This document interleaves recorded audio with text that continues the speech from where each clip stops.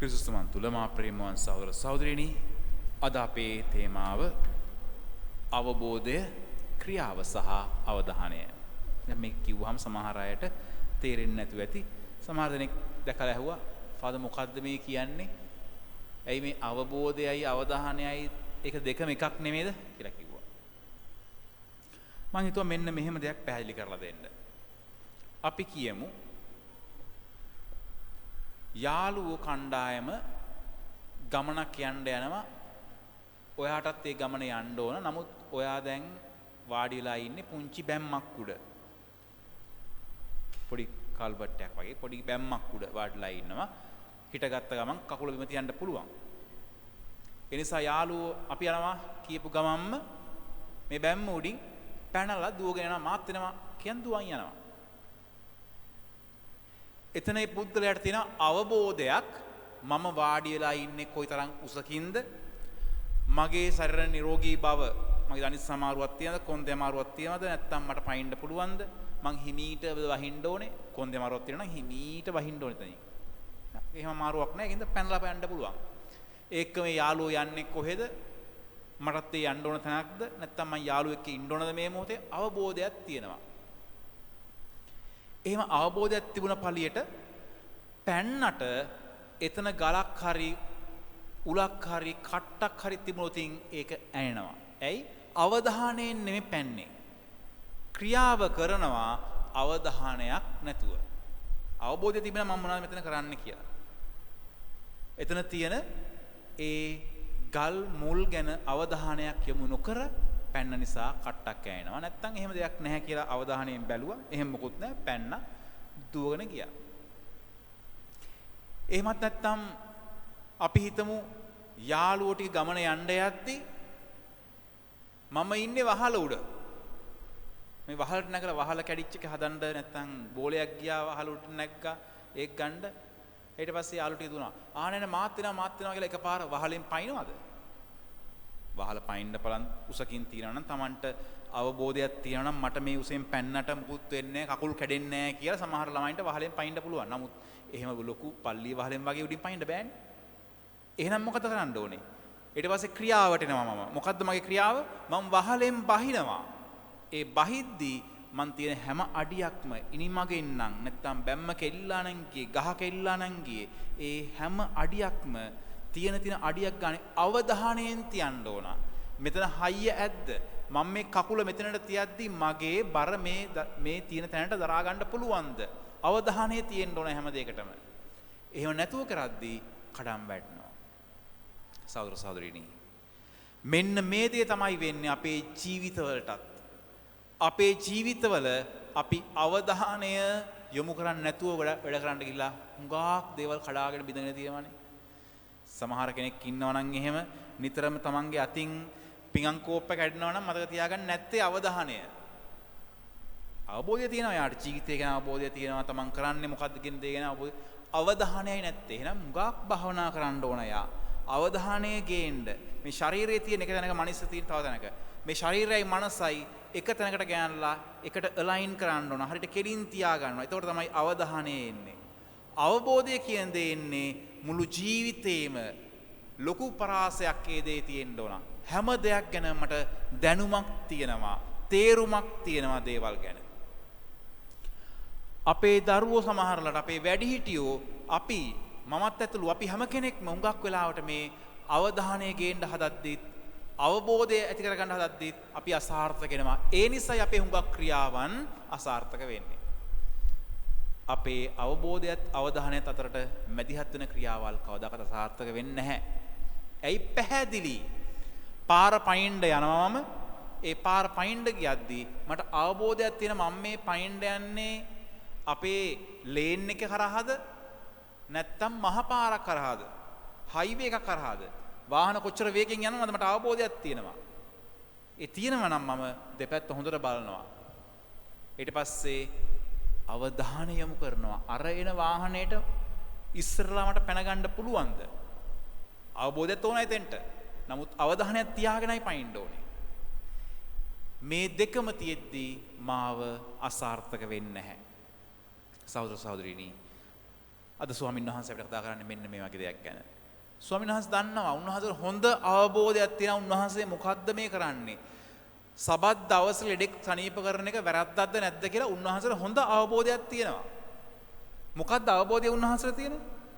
Sabbath දවසේ වැඩ කරන්න එපා කියලා දෙවිපියා තීරණයක් අරගෙන තියෙන්නේ යම් හේතුවක් නිසා.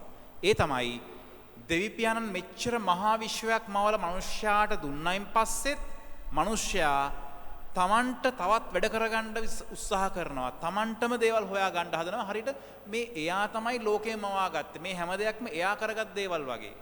වැඩ කරන්න ඕන අපි. වැඩ කරන්න නැතුව ජීවත් වෙන්න බෑ. රස්සාවක් තියෙන්න ඕන. සල්ලි හොයන්න ඕන.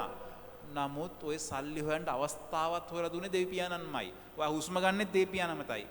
ඒ දුන්න ජීවිතයට අයිතිකාරය දෙවියන් වහන්සේ. ඒක මතක් කරගන්න අඩුතරම එක දවසක් හරි පොඩි බ්‍රේක් එකක් අරගෙන ඔය සල්ලි හොයන එක නතර කරන්න පොඩ්ඩක්. සල්ලි හොයන එක. Tamanට ලාභ ලබා ගන්න එක. ඒකයි නතර කරන්න කියන්නේ. නැතුව වැඩ කරන්න එපා කියන්නේ යහපත් දෙයක් කරන්නත් එපා කියන එක නෙමෙයි. ස්වාමීන් වහන්සේ ඔන්න ඔය දේ තේරුම් ගන්න ගරන්ට් තියෙනවා. අවබෝධය තිබුණා. උන්වහන්සේ කියනවා මගේ පියාණන් වහන්සේ නොනවත් වැඩ කරනවා. මාත් නොනවත් වැඩ කරනවා. මං උන්වහන්සේ කරන දේ කරනවා. මං පුතා. මං තාත්තගේ පුතා. ඒ නිසා මාත් එයා කරන දේ තමයි කරන්නේ. කොහොමද කියන්නේ? මාගේ පියාණන් වහන්සේ නොනැවතීම වැඩ කරන නිසා. උන්වහන්සේ සබත් දවස් වැඩ නොකර ඉන්නවද? නෑ. උන්වහන්සේ ඉරිදට මේ ඉර පායනවා. බලාකුළු වඳිනවා ලස්සනට. එක දවසක්වත් ආයේ එක දවසක් තිබුණ බලාකුළු ඩිසයින් එකක් පහුවෙන්දට නැහැ. ඕනනම් බලන්න මාස ගාණක් එකට ෆොටෝ අරගෙන. උන්වහන්සේ හැමදාම වැඩ කරනවා. මේ උන්වහන්සේගේ නිර්මාණ හැමදාම මල් පිපෙනවා. හැමදාම දරුවෝ ඉපදෙනවා. මේ ජීවිත හැමදාම හම්බ වෙනවා. උන්වහන්සේ නොනවත් වැඩ කරන යහපත් දේ කරනවා. උන්වහන්සේට නෙමෙයි.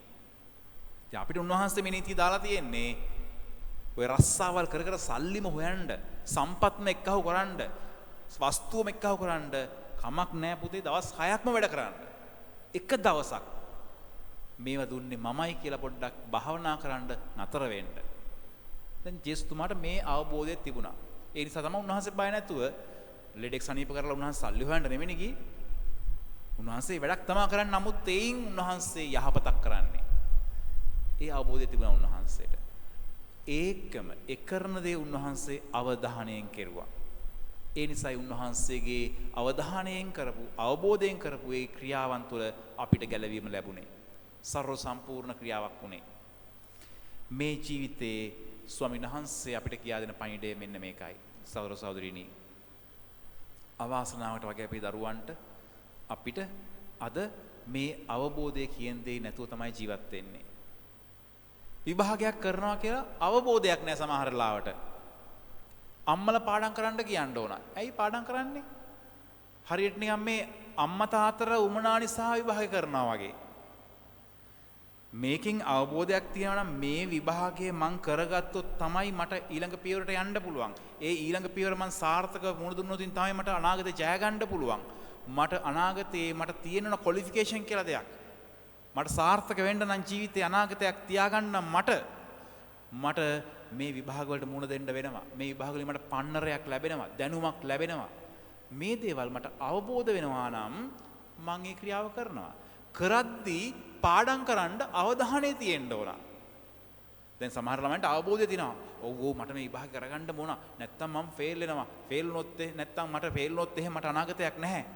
අපිටත් හැමදාම මේ දුප්පත් වෙලා තමයි ඉන්න වෙන්නේ කියලා හිතා ගන්නවා. අවබෝධය තියෙනවා. නමුත් පාඩම් කරන්න ගියාම අවධානය නැහැ. ඇයි? Facebook මතක් වෙනවා, ස්ටේටස් මතක් වෙනවා. එහෙමත් නැත්තම් යාළුවෝ කියපු දෙයක් මතක් වෙනවා. තව කොහොම හරි රිද්දපු වචනයක් කවුරු හරි කියපු. එහෙමත් නැත්තම් යාළුවෝ සෙල්ලම් කරනවත් දන්නේ නැහැ කියලා ටීවී එක මතක් වෙනවා. අවධානය වෙන දිහාවල වලට යනවා. මේ අවබෝධය වගේම අවධානයක් ඕන. සමහර අය විවාහ වෙන්නෙත් මේ වගේ. විවාහ වෙනවා, යාළුවොත් විවාහ වුණා, මාත් විවාහ වෙන්න ඕන, මාත් යාළුවෙක් එක්කෙනෙක් එක්ක හින්දා මම විවාහ වෙනවා. හැමෝම විවාහ වෙනවා, හින්දා මාත් විවාහ වෙනවා. අවබෝධයක් නැහැ මේ විවාහ ජීවිතය කියන්නේ මොකක්ද කියලා. මේ විවාහය කියන්නේ මං තව කෙනෙක්ගේ ජීවිතයක වගකීම ගන්නවා. ඇයි මම විවාහ වෙන්නේ කියන එක අවබෝධයක් නැහැ. විවාහ වර්ග දෙකක් තියෙනවා. මොකද්ද? විවාහ වෙනවා මිනිස්සු නැත්නම් ඕනම සම්බන්ධයක් පටන් ගන්නවා මිනිස්සු මොනකටද? අනිත් කෙනාගෙන් මට යමක් උරා ගන්න, ලබා ගන්න. මට මොනවද ලැබෙන්නේ මේ විවාහය වුණාම? අපේ විවාහ කරන්නේ ඔය අදහසෙන්ම විවාහ කරගන්නේ. මොනවද තියෙන්නේ යාට? දෑවැද්ද මොනවද හම්බ වෙන්නේ? එයාලට මොනවද තියෙන්නේ? මට එයා මාව බලාගනීද? මට අනාගතයක් තියෙයිද? මට කාර්යයක් හම්බ වෙයිද? මට ගයක් හම්බ වෙයිද? ඒකට වත්කමක් තියෙනවද? රස්සාවක් තියෙනවද? මට ලැබෙන්නේ මොනවාද කියලා බලාගෙන තමයි විවාහ වෙන්නේ. මේ තමයි අවබෝධය විවාහය ගැන තියෙන.